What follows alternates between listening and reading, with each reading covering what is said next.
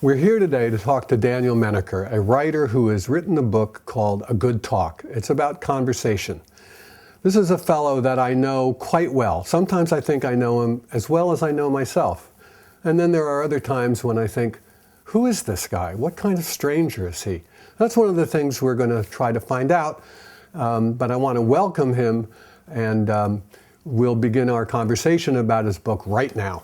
Thanks very much. It's good to be here with you. Hey, Dan, don't you think it's just a little bit vain for you to interview yourself? Yeah, you would think that. I mean, you are a very self-conscious person. Well, whatever. Anyway, why did you decide to write a book about conversation?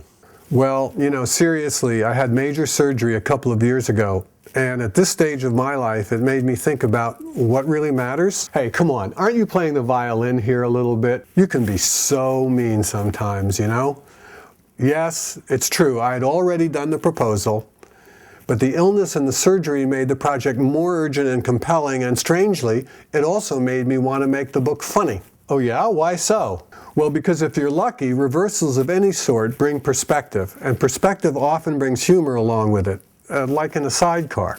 What is a sidecar? Come on, you know perfectly well what a sidecar is. It's one of those little vehicles that zip around attached to a motorcycle. Or it's a drink. But you have just demonstrated one of the most important qualities of a good conversationalist. I have? Yes, curiosity. You asked me what a sidecar was.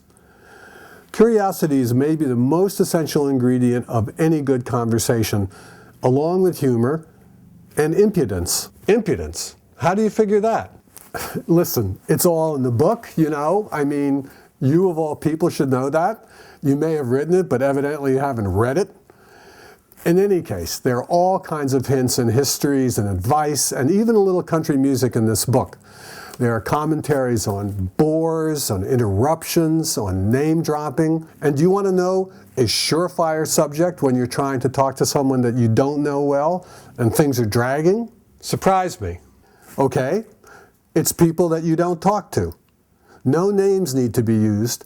A generic description of the person and the events will do just fine, but I'm telling you, everybody likes this subject. Hey, Dan, I am sorry, but I can't talk to you much longer, but that's only because we're running out of time.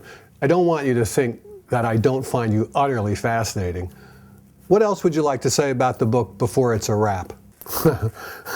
Well, I mean, one thing it does is tell you to try to avoid cliches, like it's a wrap. It talks about name dropping. Yeah, you said that already. And repetition, and ordering in restaurants. Well, thanks. I wish you and it gives you time limits for people who go on too long. Yeah, that's great. But as I was saying, I wish you and it discusses taking too long to say goodbye. Right. Excellent. We have to stop now.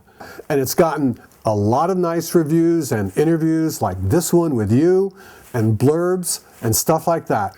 Great. I mean, listen though, if we don't end this right now, we're both going to be in trouble. And it looks beautiful. This is mortifying, but I'm holding my own book up, and you ought to know exactly how I feel. I agree with you. In fact, if I were you, I think I'd say the same thing myself. And thank you for watching. This is just about twice as much fun as I thought it would be.